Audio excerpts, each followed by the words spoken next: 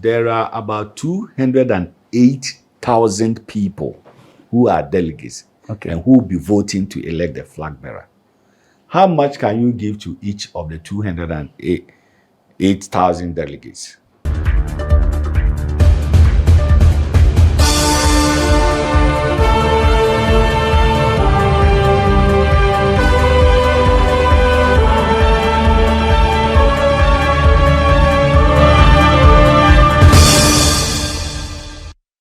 Francis Addai Nimoh as president of Ghana. First of all, how many ministers do you think Ghana needs if you were president? I think we should be able to work around a total of 60 ministers. 60? Yes. Is that really practical? Why not? Why not? After all, currently we have 16 regions. So you have 16 regional ministers. Then we have to talk about the sectorial ministries. So you have to look at the various sectors. Currently, which of the ministries can you merge that you can still have one minister and maybe 2 or 3 deputy ministers, and you merge the sector together. And so I believe that we can scale the numbers down.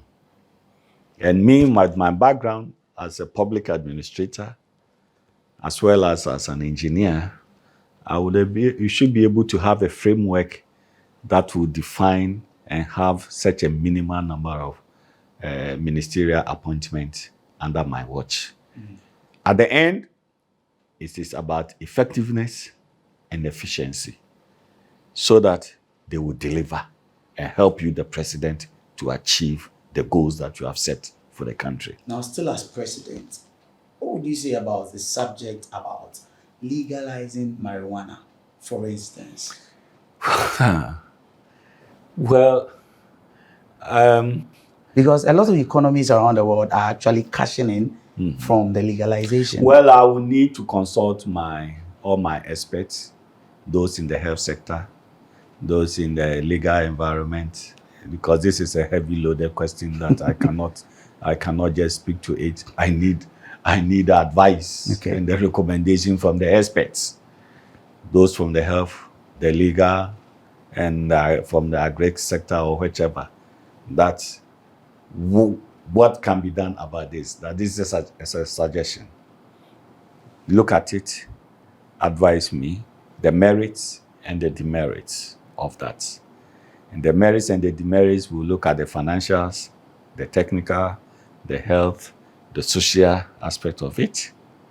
And then looking at the framework, that should be able to help me to take a decision. So that's something you could consider? Well, why not? Because anything that should inure to the benefit of the country, to the citizens, it should be something that should inure to the benefit of the country.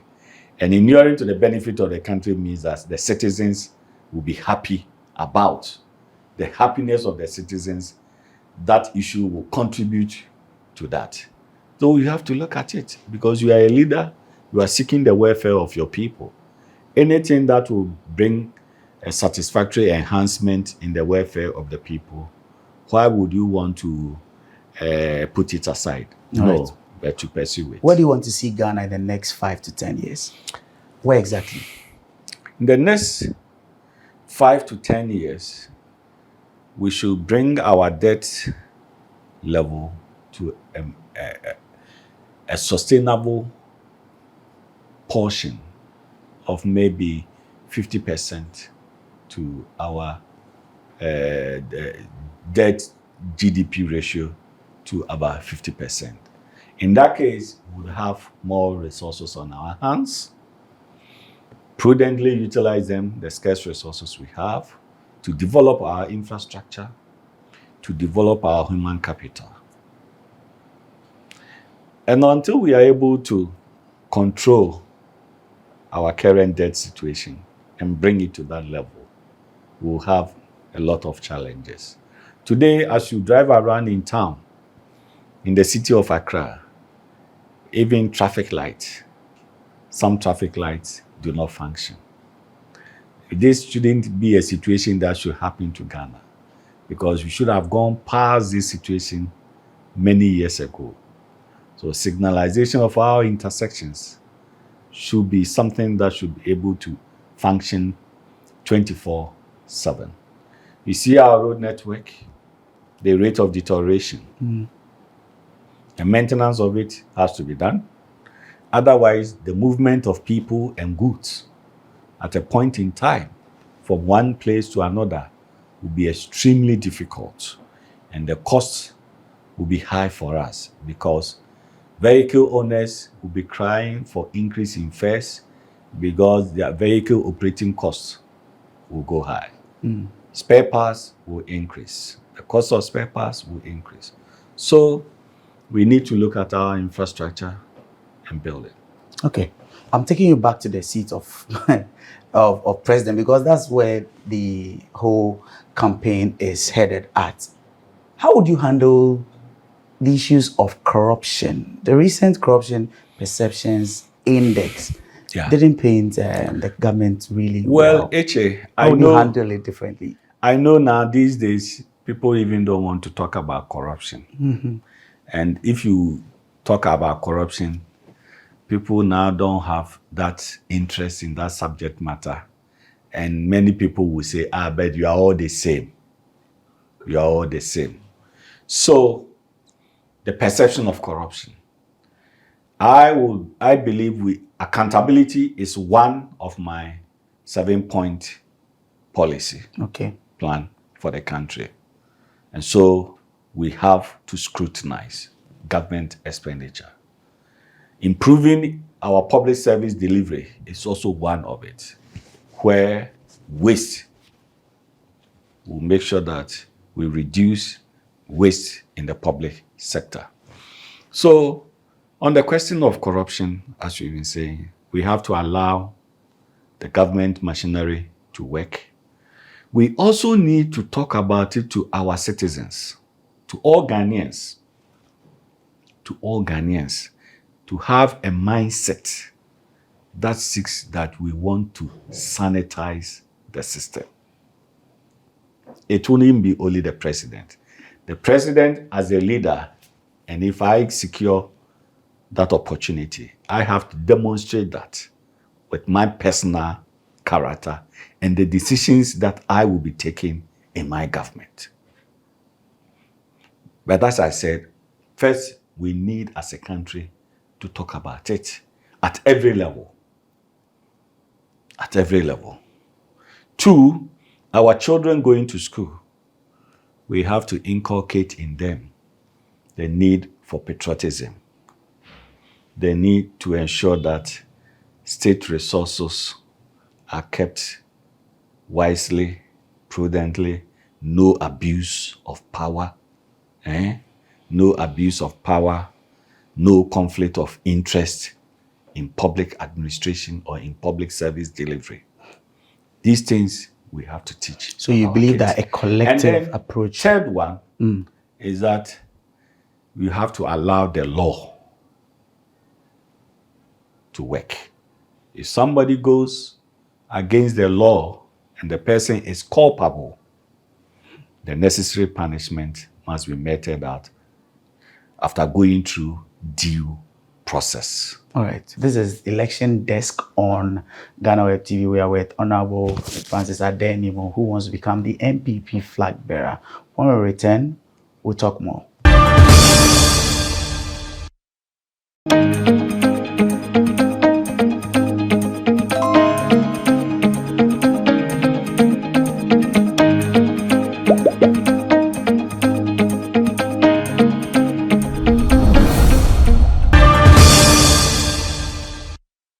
Thank you for staying with us here on GhanaWeb TV.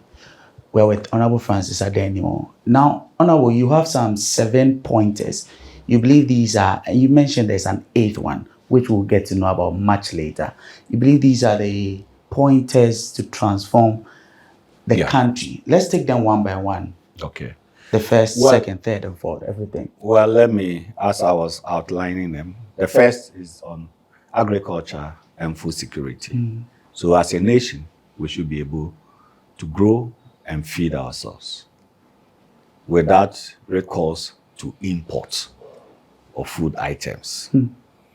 2, we have to ensure that our people are educated and they have technical, vocational, and skills, either to work for themselves or to work for private companies or to work for government. Okay. 3 is health. And we believe, under my watch with my team, we believe in prevention is better than to cure. So prevention aspect of our health service delivery, we will pursue. Let me, one example is about malaria. Malaria can be prevented. We know the source of malaria. So if the mosquito can be eliminated, then we will not have malaria. In that case, we will have a lot of foreign exchange savings, which hitherto should be used to import malaria drugs for treatment. So that is on health. Then the 4th point, having eaten, gone to school, you are in good health, you need employment and entrepreneurship. And that is the 4th one. So everybody should be on board to find something to do, to work. And in terms of employment, we'll look at how we will make agriculture lucrative. So to the young ones. For some of the young people, they think if you are doing farming, then you should be a poor person before you go into farming. Otherwise, there's a perception that agriculture is not even lucrative enough. But it is. Even me, myself, I try to farm about 30, 40 acres of maize twice a year. And this year, by March to April, I'll be preparing my land to plow about 35 acres to grow maize on it. And if I'm able to harvest about 300-400 mini bags or maxi bags, and currently a bag of maize is in the neighborhood of maybe 500 to 600 Ghana cedis. You do the computation and you see, then you deduct your cost of inputs, the plowing, the fertilizer application, your labor and all that. You can make something reasonable. So employment and entrepreneurship is the 4th one.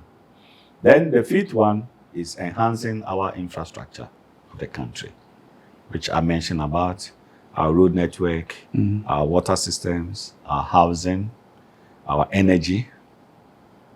We need to enhance all these things.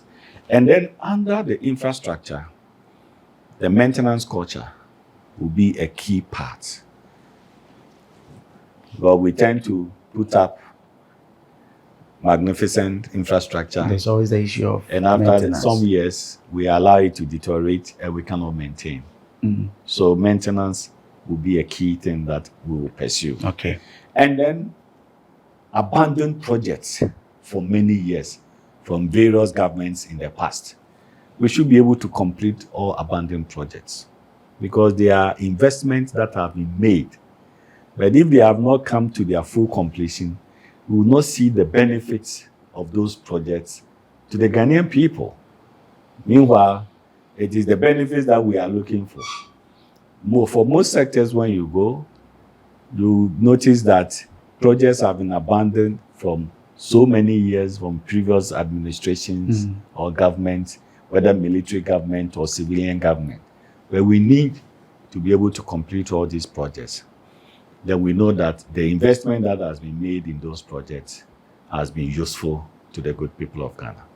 Then the 6th one is enhancing and improving public sector culture and service. You know, over there, the principles of the science of public administration, which will suggest that government must be resource-oriented, government must be market-oriented, government must be focused to deliver a service as if it is from the private sector. Because we say that the private sector is the engine of growth. But the private sector will thrive if you have an effective and efficient public sector. Then the private sector can take advantage and also grow. So we need to introduce measures where we can have a situation that we are reinventing government by way of rationalization of our public sector workers. Okay. Is key. The number of ministerial or political appointment is also part of, that arrangement. It will be captured also there. So from the very initial appointment that will be made, it will give indication how we want the public sector to run. And with that effective and efficient public sector, I bet you the private sector will thrive and thrive well. We have a lot of young ones who can also go into consultancy. They are professionals. They complete, and then the knowledge that they have acquired from their various fields, they can't apply because of the current situation that we have. So the sixth one, as I mentioned, is on enhancing and improving the public sector culture and services. And then the seventh one is on the accountability. And accountability requires scrutiny. And I gave you the areas, reorienting our minds as a people, that we want our society to be corrupt-free, or we should reduce corruption. But when we talk about corruption, stealing is not corruption. Stealing is not corruption. If you steal that one, you are caught. It's a criminal offense. Causing financial loss to the state, abuse of power, conflict of interest, inflation, what is the word? Public sector procurement processes that could be abused from various things. So the scrutiny will ensure that we get value for money in our procurement process.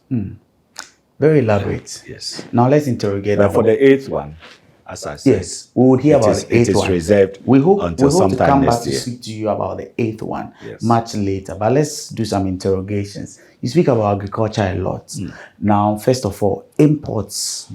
How do we deal with the issue of importation? I want practicality here. Okay. How do you practically deal with? So, and allow me to give you an equation. Our gross domestic product, GDP, is equal to government expenditure plus consumption plus investment plus the sum effect of export minus import.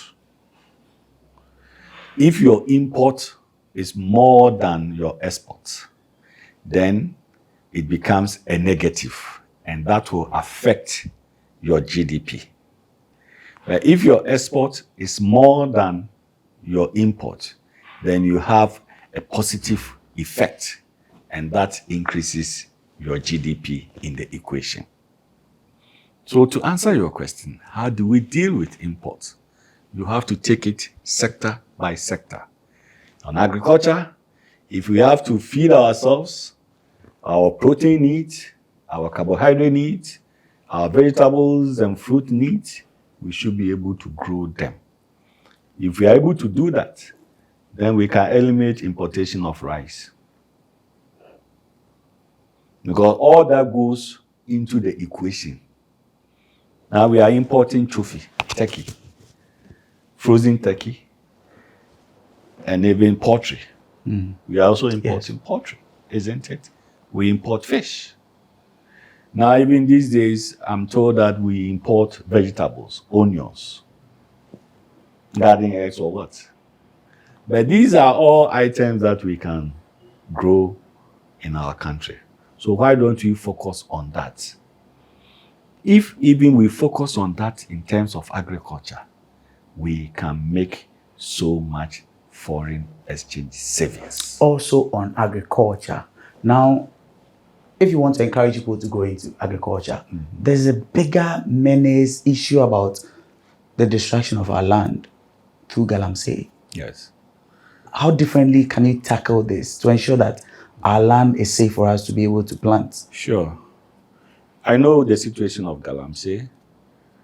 God has given us natural resources which we have to explore and exploit for the benefit of the citizens. But whilst exploring and exploiting, it should not be the avenue to also destroy other parts of the environment. In this case, the forests and our river bodies. And so, it is how we manage the system.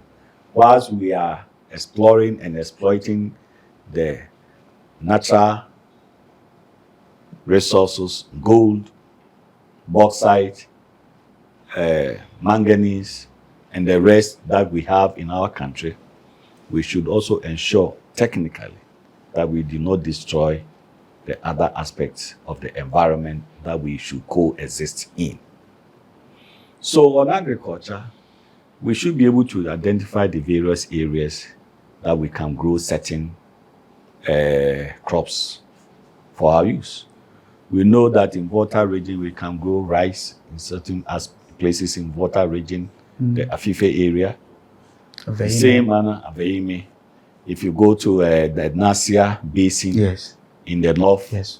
it's a fertile area for rice production. You know, if you talk about maize, my own area, Mampong, Ejura, Mkranza, Atebubu, Kwame Danso areas there. So it is to do it and make sure that the yield that we get from these things is substantial for us. It's better to produce in abundance. Have it in abundance. Everybody have something to eat, and some will go to waste, and not to produce in abundance, and there will be hunger. Now, you spoke about abandoned projects. I want to know how that would work for you, especially when a government comes into office and you would have to run with what you have on paper and then trying to complete abandoned projects. How do you balance that? Yeah, we'll balance it because we'll communicate clearly to Ghanaians that we want to ensure the completion of all abandoned projects. First, that communication will be clear. And so it should not be taken that issue of I started this one, this person started, why you go and do yours, you know. It is the politics of it. But at the end of the day, if a project has been left undone, who are the sufferers? It's the ordinary Ghanaian people. The politics of it will not help us. So for me, the first thing is to communicate. And even in the manifesto that we will present to the good people of this country, we will communicate clearly that all abandoned public sector projects will be revived, will be reviewed and revived for completion appropriately. Then new projects will also commence in the same way. And so in the first 6 months, under my watch, my team, my good self, we will do a lot of consulting work to review all these projects. We do all consulting work to review all these projects. Then we get to know the investment level or financial capital outlay that will be required for their completion. So from the second half of my first year's administration, then we should be looking at getting contractors to go on tender for some of these projects. Okay. Yes. So the timelines will be clearly spelled out without any ambiguity. I'll take you back because to my own professional background, I will bring it to bear in my office as the President of the Republic. All right. I'll take you back to the campaign trail. Now, we know how politics is here. Do you believe that a lot of delegates are bots? And how would you handle that? Because you get into a campaign where there'll be issues of monies going around. How do you deal with that? And this is something that is really, really evident. Etsey, I know we are all concerned about our democracy, that we do not our democracy to be based on moneycracy. Okay. I also believe in the ingenuity of Ghanaians, that Ghanaians are up to the task. When they realize that you are in the game, for the purchase of their mind. Yes, they will get the inducement, they will take it, but on the day, they will show you where they think who qualifies, who is morally fit, and who can do the job. So, the concern about the surviving of our democracy so that monocracy does not take over, we all share that concern. And we need to educate our people. Delegates are not people who have come from different planets to live on Earth. They are our own brothers, sisters, relatives, friends. We know them. They are also human beings. We are all Ghanaians. Except that some have gotten the chance to be executives within the party, either as police station executives or electoral area coordinators or constituency executives or regional executives or national executives. It's just an opportunity, but they are human beings. Okay. So we need to talk in clarity or with clarity to them. Look, the first and foremost thing I know that our brothers and sisters who are delegates will look for is the acceptability of you, the person, as their leader. So money won't even drive them. I'll come to that point. It's your acceptability. They must have the confidence and they must accept you that, yes, the position you are looking for, you qualify. 1. 2, you are morally fit. 3, you can deliver when given the opportunity to occupy that position. So they will assess every individual. As you talk, as you walk, as you do your things, they will be carrying the assessment. It is not that you must be aggressive in talking and I will do that. No. Good leadership, effective and efficient quality leadership will come with precision. So you don't think it's really about the money? There could be some influence, some monetary influence. But the ultimate factor for delegates to decide as to who should be the person to occupy the position, and in this case, the flag bearership, will not be monetary inducement. Quick one. Which one are you in for? our party now, there are about 208,000 people who are delegates and who will be voting to elect the flag bearer. How much can you give to each of the 208,000 delegates?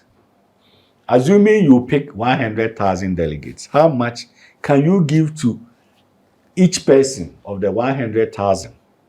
That will transform the life of that person over a certain period of time. Okay, so it's clear you don't agree that the monetary aspect outweighs all the other things. But which one are you for? Acceptability is first. And then the monetary thing is just motivation. If I'm motivating you that take maybe 20 cedis, 30 cedis, 40 cedis, 50 cedis to buy water for and then to use as your TNT to go and cast your ballot. That is not the money I'm giving to you with the intention that I am, put in quote, I want to buy you. So that's TNT. But I just want to know, which are you for? An early Congress or not, and why? Just quickly. Well, this issue doesn't even arise. I don't know why all of a sudden people are talking about early Congress in MPP, a late Congress also. We have only one reference point that we can make, and that is 2007. 2007, MPP was in government. J. Kufuor was the president. The election of the flag bearer was held in December 2007 at Legon. So if we want to make any reference, that is the only reference we have. Today, Nana Akufo-Addo is the president. MPP is in government. By our constitutional provision, not later than 11 months to the next general elections, we should have our flag bearer. So for me, I believe within the last quarter of 2023, either October, November, or December, I believe we should have the flag bearer. I will not support any decision that will take the flag bearership beyond December 2023 into 2024. No, that one I will not support. Okay. But within the last quarter, I will support. You see, we also need about 6 months for the whole process. When the General Secretary issues a statement that the nomination will be open, we need 6 months. People are going to pay huge sums of money as their filing fee. Give them time to be able to go run and campaign. Okay. You don't stifle them with time and go and give about 1 month, 2 months. Then you are telling them that we are only taking your money and maybe we have our own favorite. Otherwise, you must be free, fair, transparent with the process to elect the flag bearer. Wonderful. Honorable, thank you very much. It's been a nice conversation we've had here. My name is Etsey Atisu. You can get on GhanaWeb, www.ghanaweb.com for more news and any other information you need. Until next time, do stay safe.